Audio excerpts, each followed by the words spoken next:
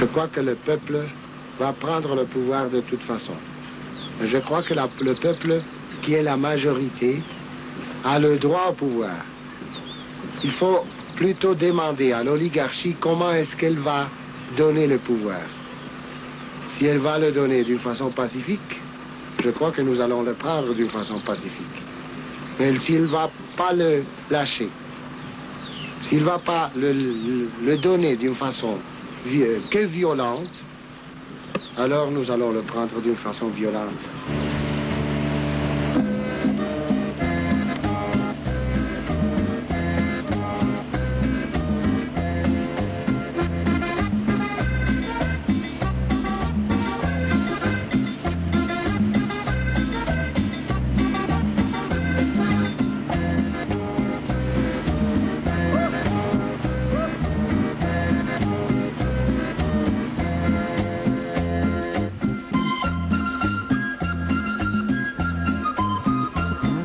Población mayoritariamente rural, Colombia alberga en su propio territorio más de 1,5 millones de desplazados, es decir, tantos como los albaneses refugiados en Kosovo.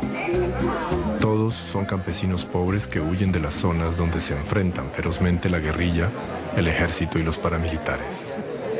Las frecuentes matanzas perpetradas por los grupos paramilitares han convertido sus vidas en un verdadero callejón sin salida.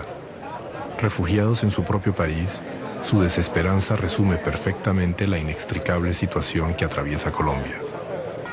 Más de 40.000 personas mueren cada año víctimas de una guerra civil que empezó hace más de 5 décadas.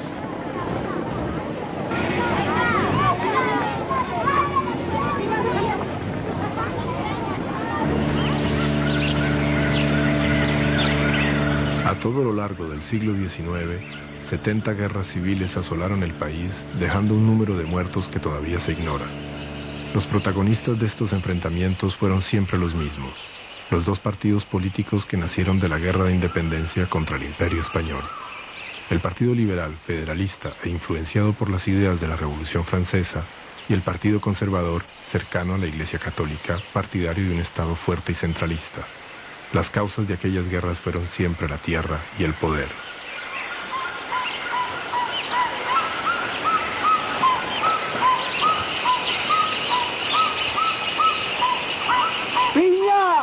El siglo XX traerá su propio rosario de calamidades: corrupción, desigualdad social, represión de Estado, miseria. Estas desgracias generaron diversos movimientos de protesta que, al ser violentamente reprimidos por el Estado, se radicalizaron dando nacimiento a varios grupos de lucha armada. En un territorio salvaje y montañoso, estos grupos se organizaron rápidamente como guerrillas de toda índole: castristas, maoístas, marxistas prosoviéticas, partidarios de la teología de la liberación, incluso guerrillas étnicas en lo que concierne a los movimientos indígenas. Rebelión armada y estado de sitio han sido una constante en la historia colombiana desde finales de los años 40. Nosotros hemos recorrido muchos sectores por aquí. La misma gente nos dice: compañeros, ¿qué hacemos? No tenemos trabajo. Si encontramos trabajo nos pagan un salario de hambre. Compañeros, salarios de 150 pesos a 300 pesos, que es lo que están pagando por aquí. De acuerdo al costo de la vida actual, no es un salario para que pueda vivir una persona dignamente. Un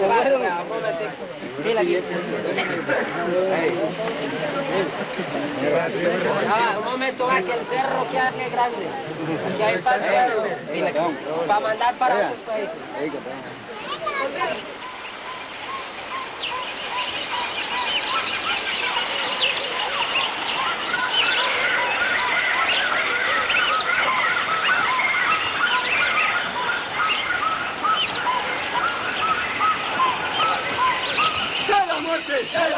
¡No sorprenda! ¡No sorprenda! ¡Bienvenida! ¡Bienvenida!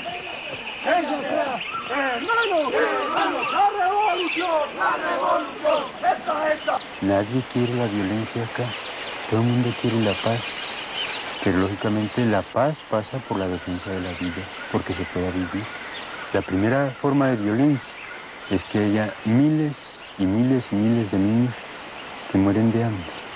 Es la primera violencia. La segunda es la violencia del ejército, que masacra indiscriminadamente. La tercera forma de violencia es la guerra sucia de los grupos paramilitares, que matan y todo queda impune. Entonces defender la vida, buscar la liberación, es precisamente el signo que marca el Evangelio, y que diríamos coincide precisamente con la teoría revolucionaria y la teoría marxista.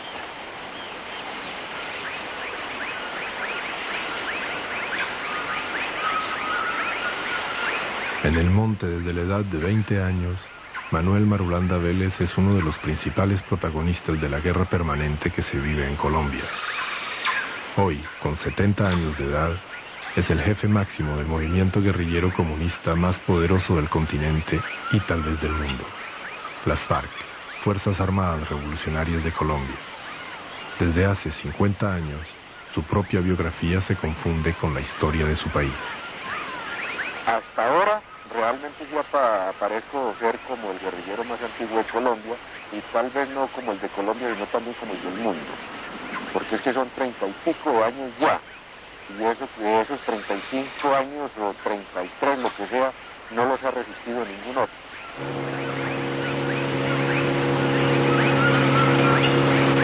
Al igual que varios de sus predecesores, el nuevo presidente colombiano Andrés Pastrana ganó las elecciones prometiendo la paz a través del diálogo con la guerrilla.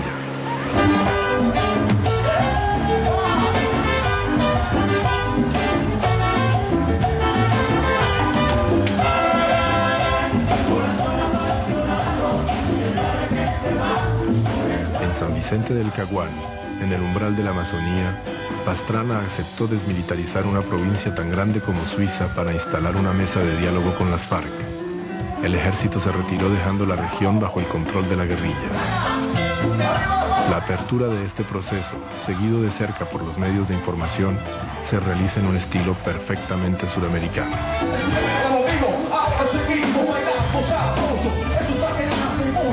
Por primera vez en la historia de este país, un presidente colombiano acepta entrevistarse personalmente con el Estado Mayor de un grupo guerrillero.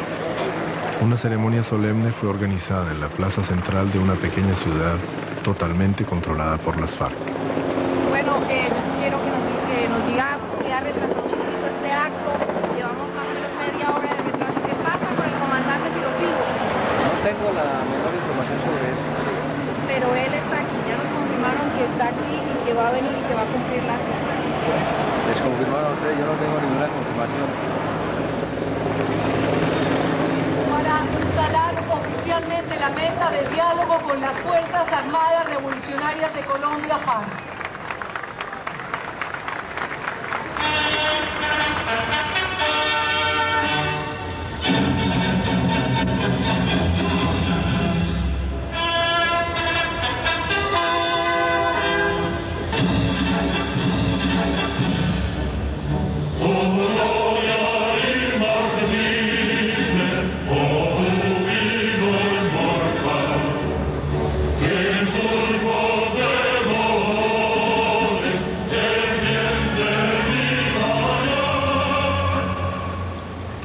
Vengo a San Vicente del Caguán como jefe de Estado a cumplir mi palabra.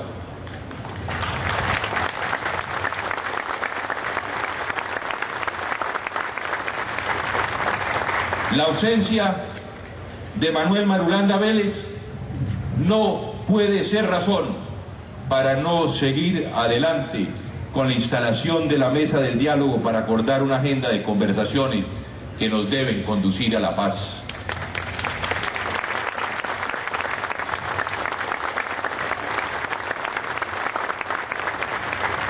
Comandante, ¿por qué no fue el comandante Marulanda al evento de la instalación de las mesas? Tengo entendido que había preparado un acto terrorista contra él y por eso no hizo presencia, pero él tiene toda la disponibilidad. Lo importante de todo es cuidar la integridad física de él y del mismo presidente para que el proceso continúe. Manuel Marulanda Vélez, alias Tiro Fijo, esperado por todo un pueblo que todavía se pregunta si su existencia es un mito o una realidad, no acudirá a la cita. Fuimos a buscarlo a las afueras de la ciudad, a pocos kilómetros del sitio de la ceremonia, para que nos cuente la historia contemporánea de Colombia, su historia. ¿Por qué no llegó? ¿Por qué no llegó? Esa es la gran pregunta. No, esa era la pregunta que hacían todos, nos preguntaban nosotros. Y llegábamos nosotros. Sí, claro. Para escuchar el relato de este hombre rudo que vive oculto en un mundo rural del que nunca sale, para conocer los meandros de sus 50 años de monte, tendremos que acompañarlo al corazón de la selva hasta uno de sus campamentos.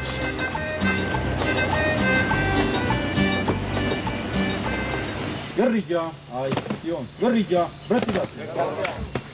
En 50 años de clandestinidad, Tiro Fijo ha instalado pacientemente su estrategia de guerrilla móvil. Como un camaleón en su terreno, la gente lo ve con sus hombres por todos lados y en ninguna parte al mismo tiempo.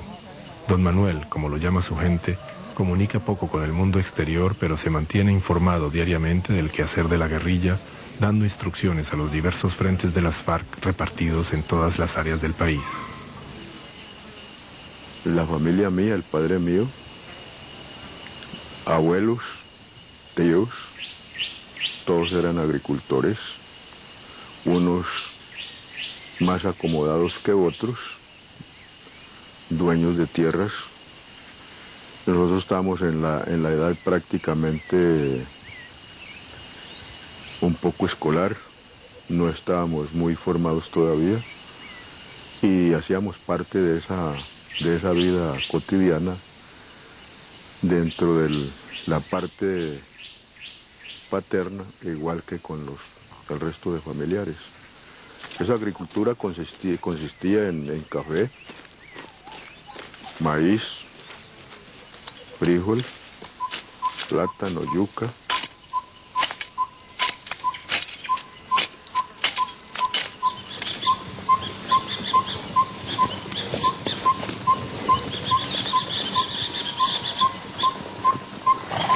En 1946, frente a una derrota electoral inminente después de 50 años de hegemonía absoluta, el Partido Conservador lanza una vasta campaña de recuperación política del país.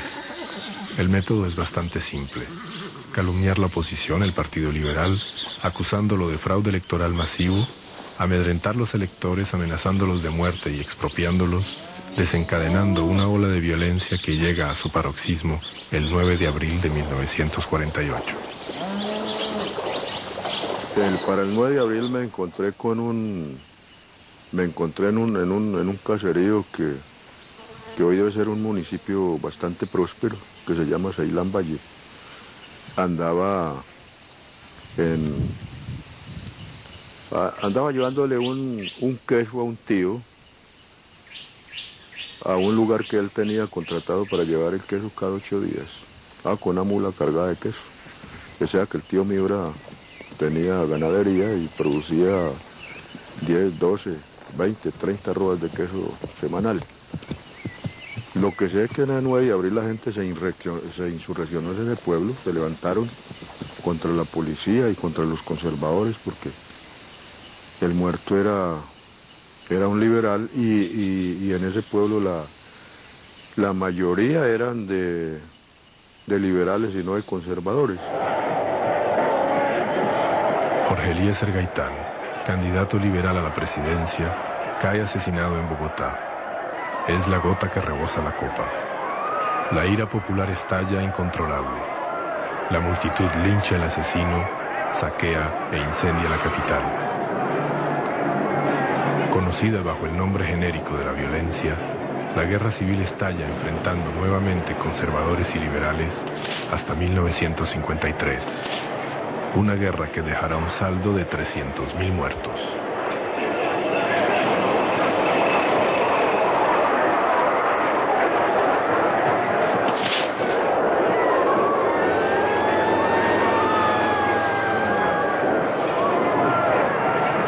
íbamos, por decir algo, para otra, ya estábamos cuando hacían presencia allí también la policía y la pajaramenta, y ahí sacrificaban a alguna gente, asesinaban a alguna gente, y nos íbamos para otra vereda, y así nos la pasábamos de vereda en vereda. Otras veces iban los pájaros solos, y como no, ninguno estaba en armas, pues ellos hacían lo que realmente se les venía en gana, quemaban, incendiaban, sellaban los ganados, violaban, hacían de todo. Las gentes en medio del desespero ya dijeron, bueno, pues nos están matando sin deber nada, sin estar haciendo nada, sin ningún motivo, pues lo mejor es buscar armarnos de machetes, palos, piedras, de todo lo que tengamos y comenzar la resistencia, porque no es posible. Porque no vale, en ese caso no valía la honradez, no valía ser trabajador, no valía tener interés, sino que lo iban matando por el hecho de ser liberal. Eso fue lo que aconteció. Entonces lo que hicimos fue sumarnos unos amigos al movimiento que ya había comenzado. Centenares de miles de campesinos deben abandonar tierra y bienes de la noche a la mañana para no ser masacrados. Muchos encuentran refugio en las tierras vírgenes cercanas a la Amazonía. Alfonso González formaba parte de los primeros colonos de una de estas regiones, la Macarena. Hoy todavía recuerda. Ya estaba entrando gente a colonizarse, y entonces quedamos ya trabajando, cogimos finca, pusimos a trabajar, ya yo conseguí compañera, ya con ella tenemos 32 años de vida. Claro, porque en esa época era el tiempo más bravo, por violencia, masacres de una clase y otra. A mi padre lo mataron allá, y 2 hermanos. Nosotros vinimos aquí, esto no lo llamaban la Macarena, lo llamaban era el refugio.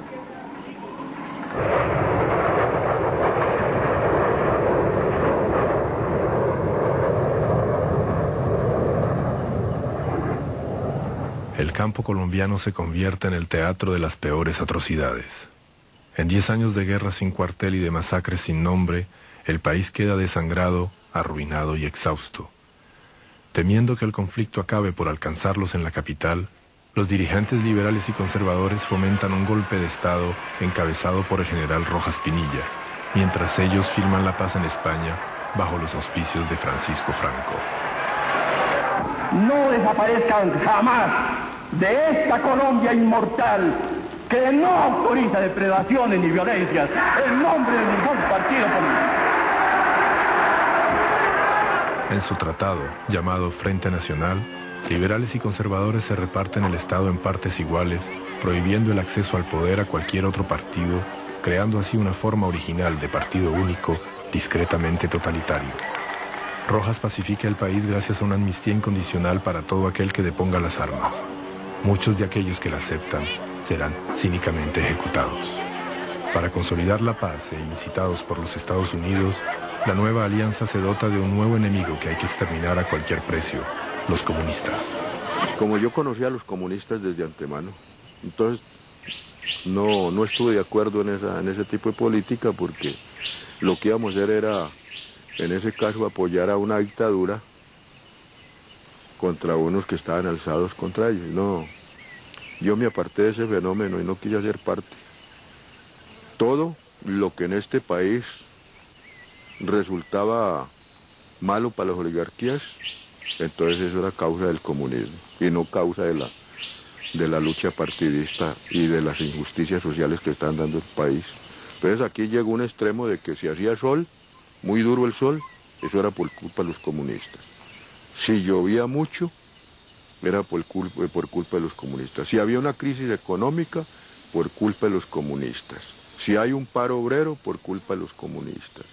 Si hay una invasión de tierras del campesinado, por culpa de los comunistas. Mejor dicho, de todo culpaban a los comunistas, siendo ellos los responsables de la situación. Después de hacer un intercambio con toda la familia todavía existía mi padre, los 5 hermanos todavía existían. Después de hacer un intercambio con ellos, se llegó a la conclusión de que pues lo que se estaba viendo en este país, lo que se estaba dando una confrontación armada entre liberales y conservadores,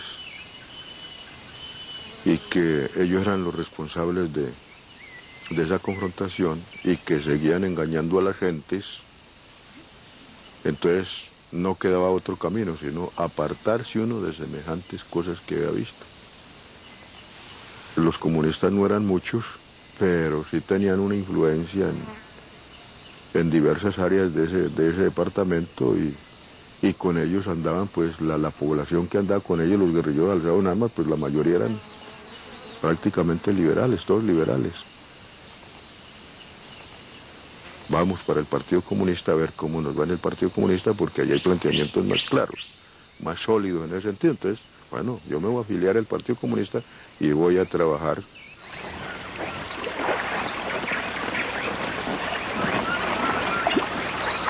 La amnistía de Rojas Pinilla no inspira ninguna confianza a Tiro Fijo. Seguido por una 50 de hombres, rehúsa entregar las armas y se interna en la jungla. Colonizan la selva virgen, cultivan la tierra y establecen una comunidad autónoma en Marquetalia, un pequeño valle en los confines de los Andes.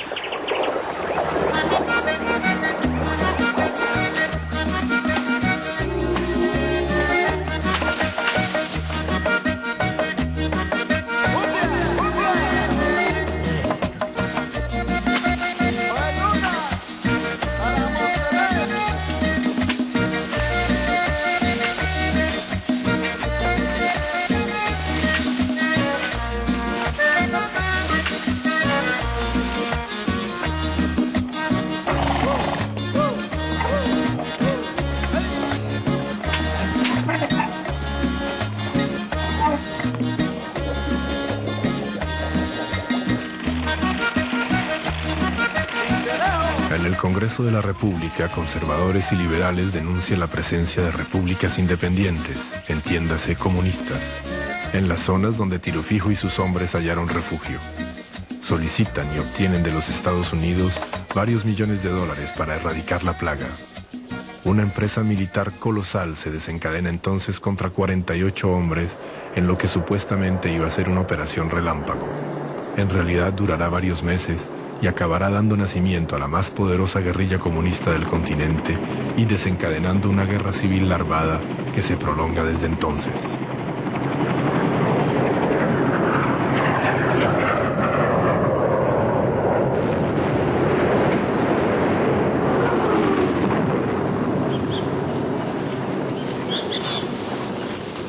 Ellos tendieron un cerco sobre todo Marquetalia. Lo que llamamos nosotros un anillo, como quien dice, un taponamiento total por todas partes, ¿no? No tropas en operación, sino situadas a la espera de que alguien saliera por ahí. Y lanzaron, pues no sabemos cuántos, si 1.000 o 2.000 hombres de pronto propiamente ya a la zona donde se iban a dar los combates, pero ellos tendieron un cerco. Sabemos de eso y sabemos que para eso utilizaron cientos de mulas para llevar carga, carros, helicópteros, aviones para el bombardeo, es lo que sabemos nosotros.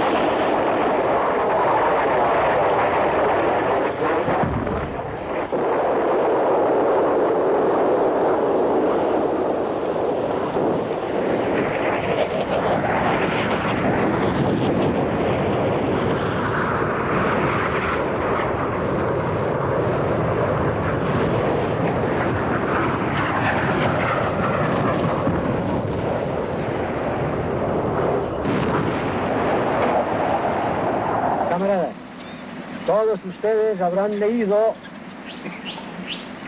la última hoja de propaganda que lanzó la aviación del gobierno. Esta propaganda, en síntesis, nos quiere significar que el glorioso Comité Central de nuestro partido nos ha abandonado en esta justa lucha en que nosotros estamos empeñados por el derrocamiento del régimen y por la instauración en Colombia de un gobierno popular de liberación nacional. Mas no es así, como la propaganda reaccionaria del gobierno, como la propaganda negra de los mandos militares, lo dice en sus hojas. No, el Comité Central de nuestro partido nos está acompañando y no solo nos acompaña, sino que dirige la acción heroica de los combatientes de la resistencia.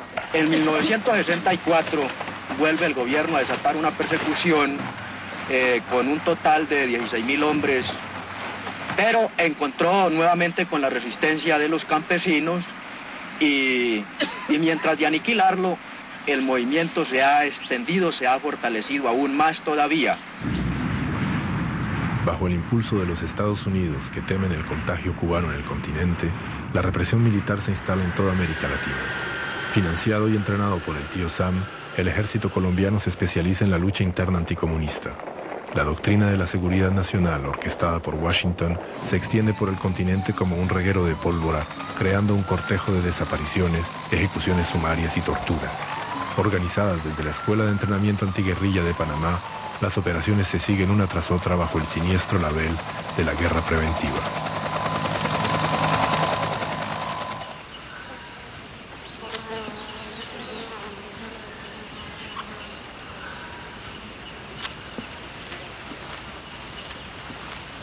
¿Qué tal?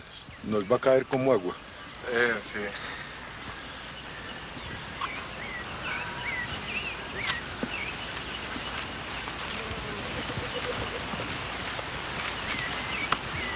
Enardecidos por el éxito de su increíble resistencia durante la Operación Marquetalia y enriquecidos con la experiencia militar adquirida en aquel combate, Tiro Fijo y sus hombres deciden declarar a su vez la guerra total contra el Estado colombiano. Las FARC nacen así oficialmente en 1964.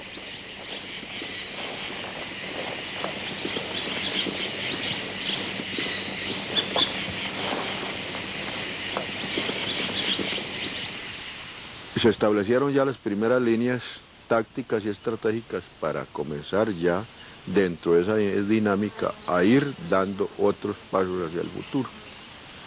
Esas primeras líneas permiten que después se convoque a la primera conferencia nacional guerrillera constitutiva de las FARC. Y todo en dirección a un objetivo, la toma del poder. Todo en dirección a eso. Plazo no le ponemos, ni le hemos puesto todavía, pero la toma del poder. La leyenda de Tiro Fijo crece en el campo y en las ciudades. La noticia de su muerte aparece frecuentemente en primera plana, mientras que las FARC crecen, modernizan sus equipos y se profesionalizan, reclutando masivamente entre los campesinos desposeídos y hastiados de la ciega represión del ejército.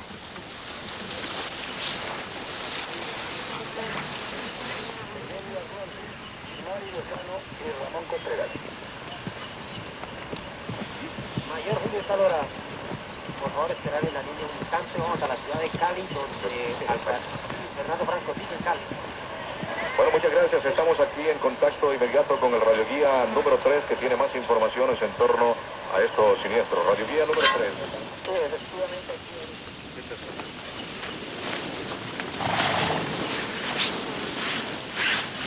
¿Cómo me les va?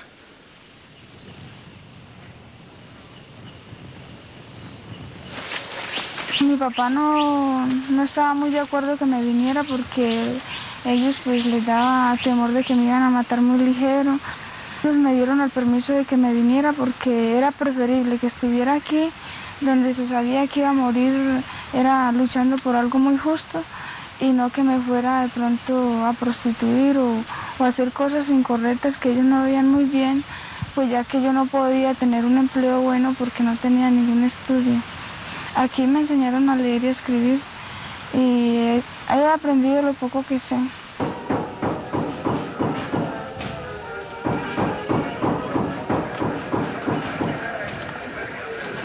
Desde un comienzo tenía yo por ahí la edad de unos 8 años y mis padres tenían una finquita por ahí cerca de un municipio que se llama El Doncello.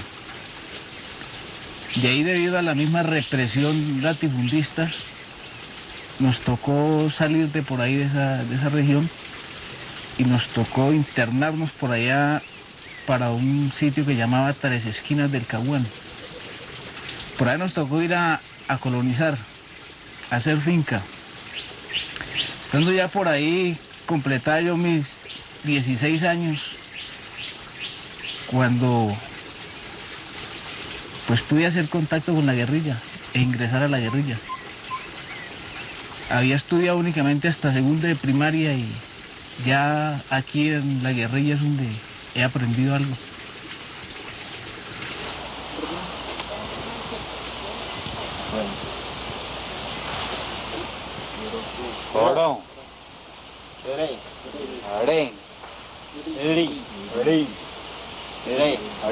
Vuelve y se repite.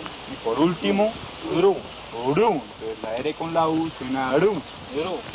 Ahorita vamos a ver la R con la A.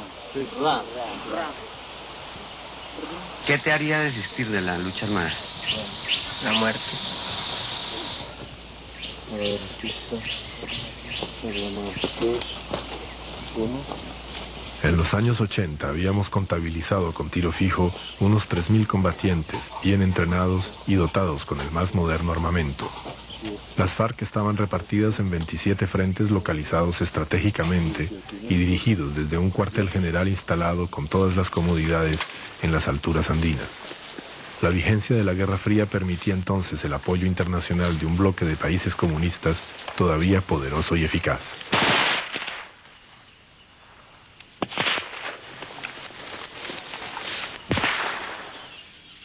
Ya hoy en día contamos con 27 frentes, más varias compañías que están desplegadas en otras áreas que en una situación determinada pueden convertirse en frentes también. Entonces nosotros hemos ido tomando en todo el territorio nacional,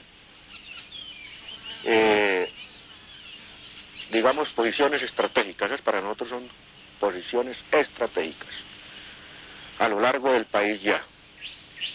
Y es así como se puede decir que en estos últimos tiempos el movimiento guerrillero se ha desarrollado bastante. Pues nosotros tenemos calculado que nosotros podríamos llegar en una primera etapa, que sería lo que nosotros llamamos la primera ofensiva, que está dentro de algunos diseños. Podríamos hacer esa primera ofensiva con 30 o 40.000 hombres para tomarnos una parte del territorio nacional y convertirnos en gobierno provisional. Y la segunda ofensiva aproximadamente está calculada que tendrían que ser unos 100.000 hombres. 100.000 hombres para poder lograr precisamente la toma del poder, pero no solamente sobre la base de que sean 100.000 hombres, sino que los 100.000 hombres cuenten con un apoyo político de la mayoría de los colombianos, tanto de la clase obrera como de los conservadores, de los liberales, de muchas gentes que quieren ese cambio. Tendrían que contar con el apoyo de ellos precisamente para poder lanzarse a esa ofensiva y derrocar definitivamente el sistema. Combatiendo unidos. Combatiendo unidos. Unidos a las amplias masas. No, las guerrillas no se van a quedar en el monte, porque en el monte no tienen nada que hacer. El monte solamente sirve para cuando estamos débiles. Entonces, para nosotros en este momento es válido precisamente continuar creciendo y desarrollando el movimiento guerrillero hasta crear todas aquellas condiciones que necesitamos nosotros, logísticas, de mando, especialidades diversas, y cuando estén dadas esas condiciones comenzaremos a dar pasos hacia acercarnos a los centros urbanos para librar las batallas finales por la toma del poder.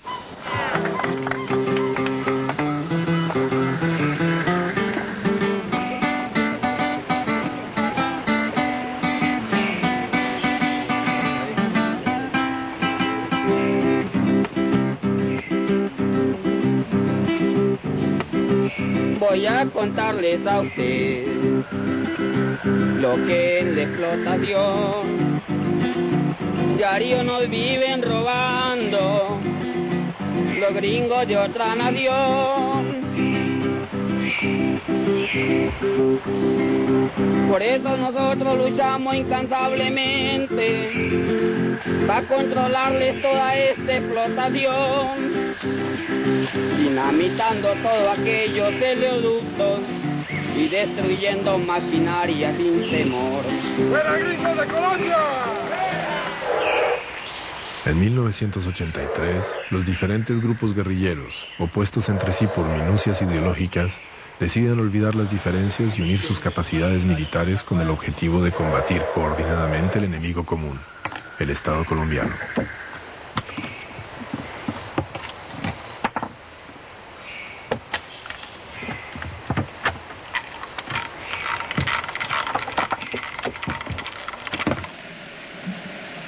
Les dirija unas pocas palabras a todos para clausurar este evento que consideramos todos los aquí presentes es un hecho extraordinario. ¡Expresión!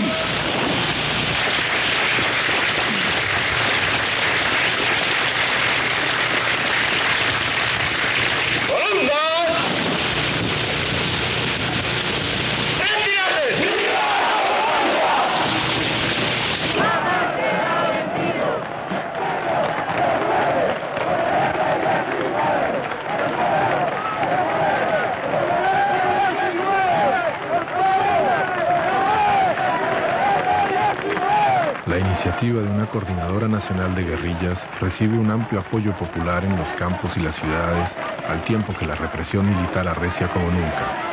Decenas de sindicalistas, de comunistas, de defensores de los derechos humanos desaparecen o caen asesinados diariamente.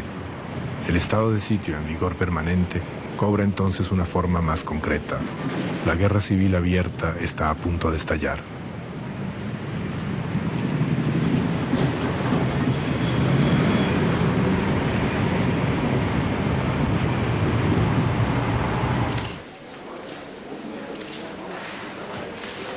En un clima de caos político y social, el presidente Belisario Betancur reduce la represión militar en 1984 e impone un programa de paz, ofreciendo apertura política a las guerrillas para que expongan libremente sus reivindicaciones. Tiro Fijo, siempre desconfiado, acepta una tregua, pero rehúsa entregar las armas. Nosotros pensamos que en los actuales momentos hay que buscar una salida de carácter político y no armado, porque pensamos que muchas de las cosas que se están planteando son realizables sin necesidad de la utilización de las armas. Uno, por ejemplo, piensa que para la reforma de la Constitución, que ahora ya nosotros no estamos planteando reformas, sino una nueva Constitución que corresponda a la realidad política del momento, pues consideramos que para eso no es necesario utilizar fusiles para una reforma. Lo que hay es que ponernos de acuerdo todos los colombianos para producirla. Del diálogo con las guerrillas nace un nuevo partido político en Colombia, surgido de las FARC pero abierto a todas las corrientes políticas, la Unión Patriótica. A solo 7 meses de su lanzamiento obtiene 30% de sufragios en la primera elección popular de alcaldes.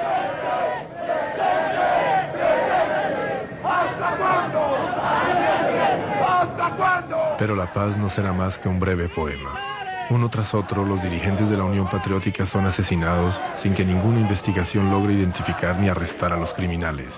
En 5 años, 3.000 miembros del nuevo partido caerán asesinados en la más absoluta impunidad.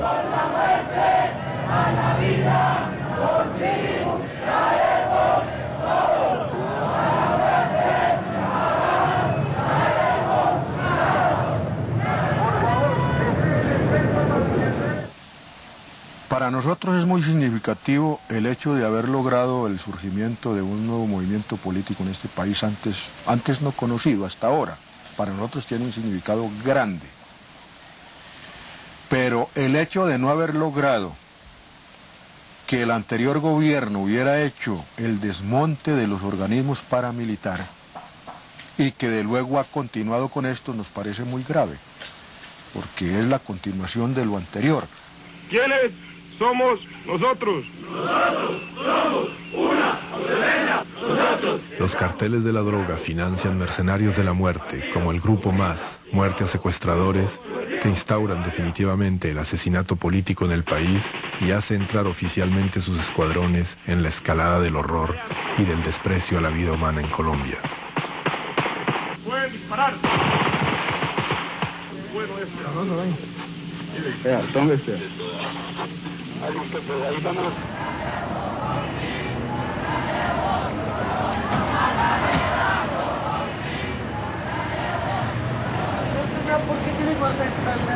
El periódico Voz, el órgano del Partido Comunista Colombiano, ha sido amenazado.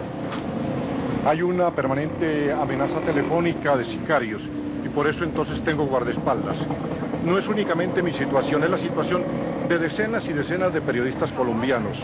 Algunos de ellos han salido al exilio. Los comunistas nos quedamos. Pero tenemos que salvaguardar la vida a fin de que la palabra del pueblo no desaparezca.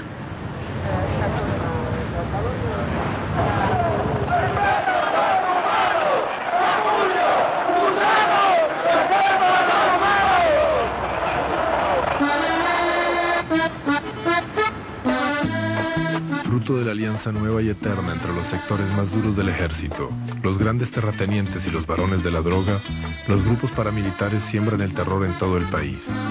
Este hombre, Rodrigo Ortega, pertenecía por ideal a un grupo paramilitar. Hoy, perseguido por sus activos cómplices y en vísperas de exilarse, acepta contarnos su historia. Luego sí empezó ya cuando se nos daban, desde el año 86, se nos daban órdenes para ir a asesinar.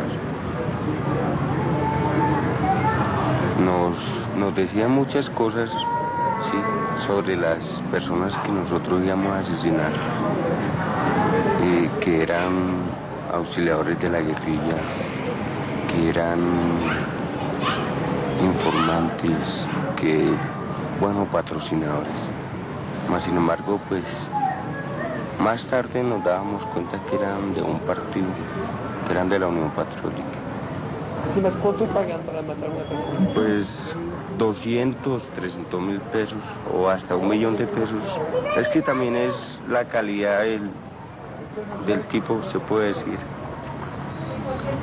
O sea, si tiene harta plata o si está quitando mucha plata de por medio de negocios, pues le ponen un precio.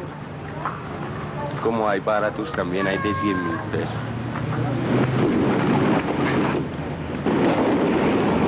En una acción espectacular, el movimiento guerrillero M-19 toma por asalto el Palacio de Justicia en pleno corazón de Bogotá.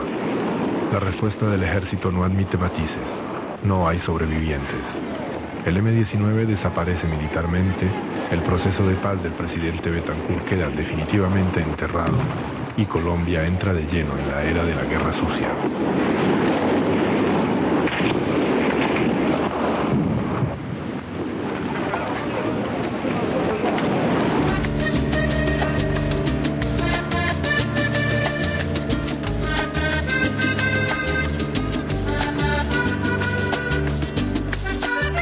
Mientras más Colombia se hunde en el caos, más el Estado pierde credibilidad y legitimidad, necesitando recurrir cada vez a más violencia para reprimir la rebelión, y más la lucha armada se intensifica y refuerza su influencia.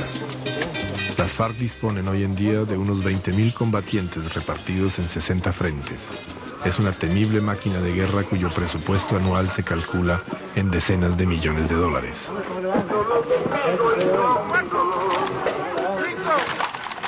¿Ustedes levantan impuestos a los productores de banano? Bueno, eso ya es una cuestión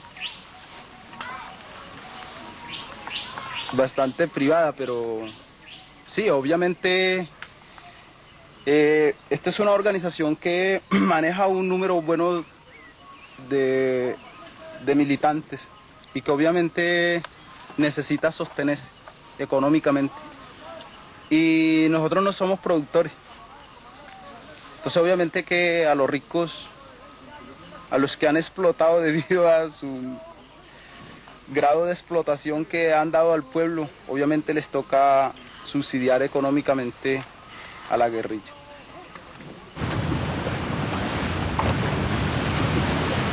La mayoría de las empresas y la mayoría de las industrias que hay acá en Colombia son de capital extranjero. Relativamente por eso entonces es que más se explota la manufactura obrera acá. Porque obviamente los patronos colombianos, dijéramos así, son intermediarios del capital norteamericano, extranjero, digamos, de otros países.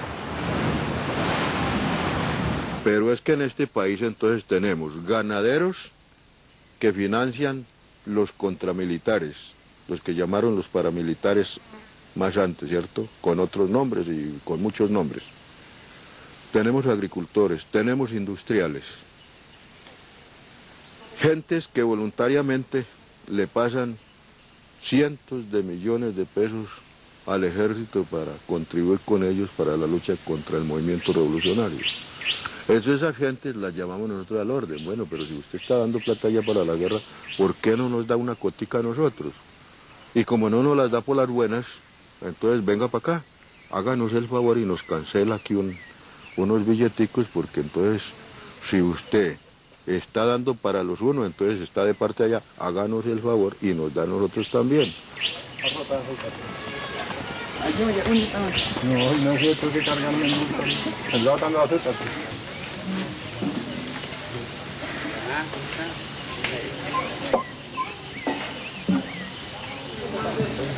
¿Por dónde?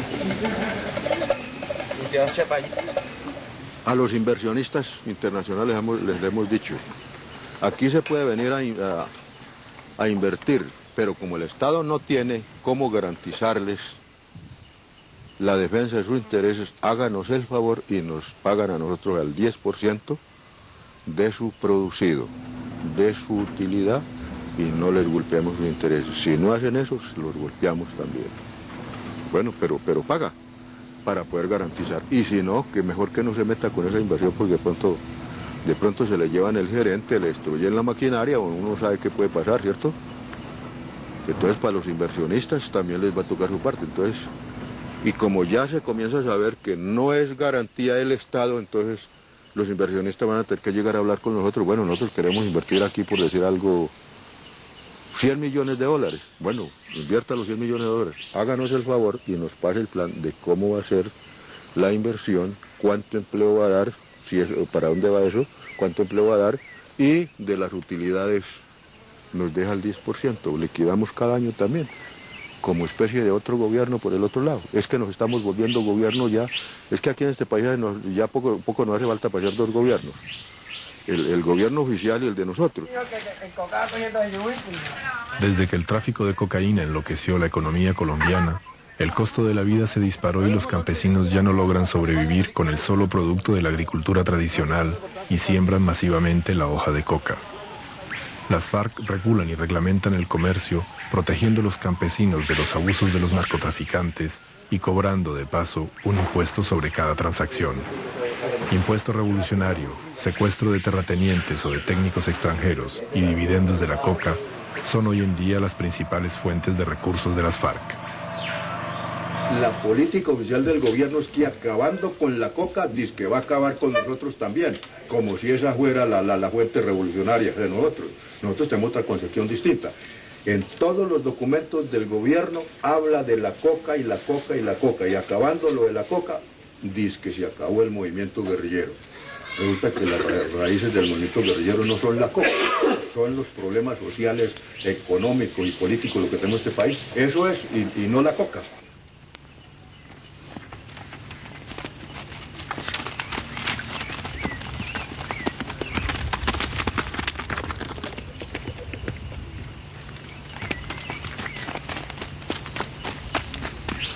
Es que siempre el Parlamento, los gobernantes, todos aquellos que han ostentado el poder por muchos años lo siguen ostentando, y son los mismos liberales y son los mismos conservadores. Entonces tiene que haber una fuerza que se les oponga para que se produzcan cambios en beneficio de un pueblo que está siendo sometido por la violencia, por los decretos, por todo.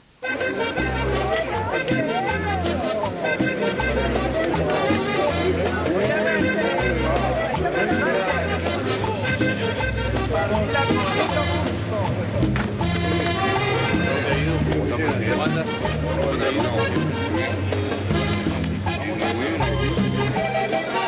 Las campañas electorales en Colombia solo hablan de diálogo y de paz. Belisario Betancur, César Gaviria y Andrés Pastrana fueron todos elegidos bajo la promesa de una paz negociada. Las mesas de diálogo se suceden unas a otras y los planes de paz, cada vez más audaces, se relevan mientras la guerra sigue cada día más cruel. Para la mayoría de los colombianos el futuro es cada día más incierto. Presidente de la República y guerrillero legendario conversan mientras las élites se exilan y los campesinos abandonan los campos de batalla.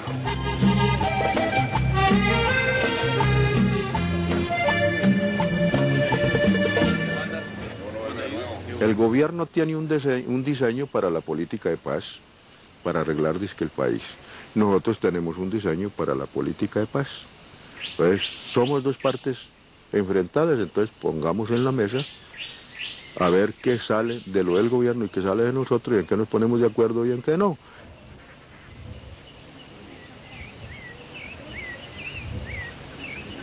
Quiere decir que nosotros cuando damos un paso ya lo hemos analizado 5 o 6 veces.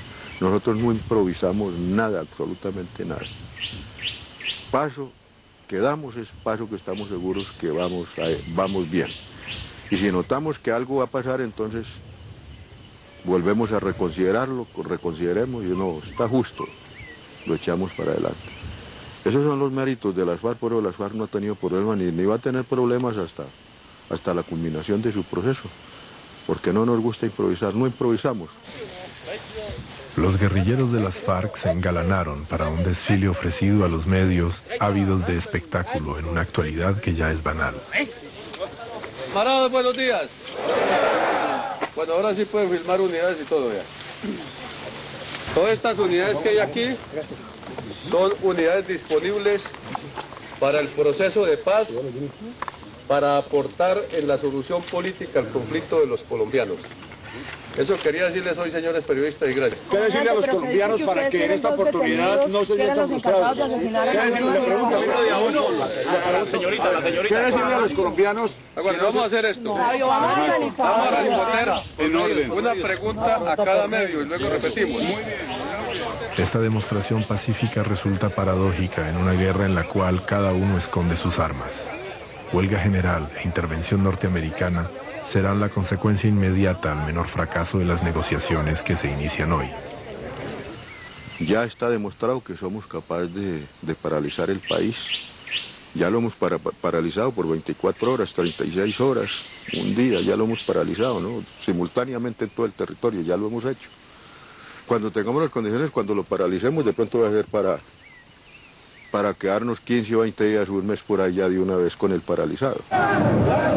Rehusando ver en la proliferación de la guerrilla la consecuencia de su propia incapacidad para resolver los problemas sociales del país, los dirigentes colombianos se contentaron en un principio con definirlas como una simple y llana emanación del complot comunista internacional.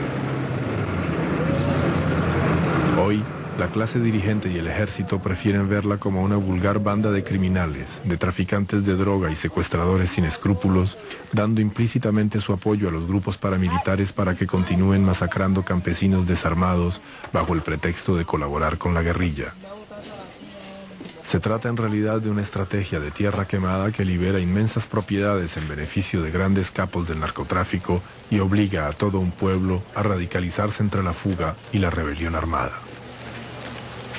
Si no cumplen a los 2 meses, se viene con más refuerzo de campesinos.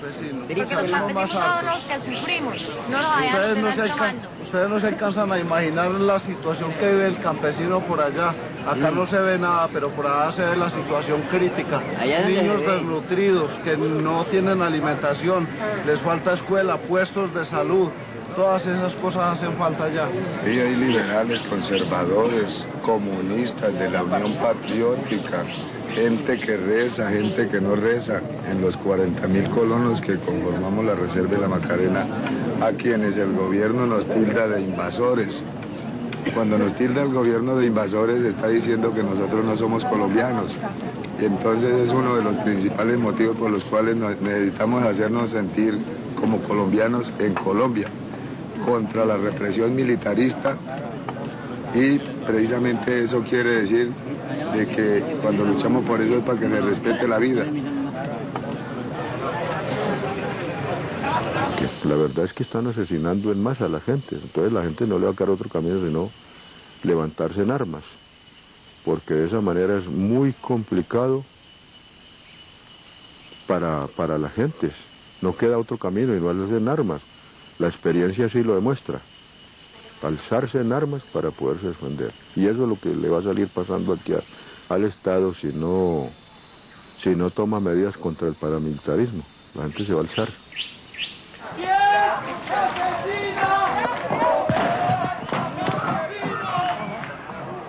¡Denunciamos la pobreza absoluta! ¡El pueblo lo dice y tiene la razón! ¡Este gobierno de hambre sincera y represión! ¡El pueblo lo dice y tiene la razón! ¡Este gobierno es de hambre, miseria y represión! ¡Vamos! ¡El festín! ¡Volveremos!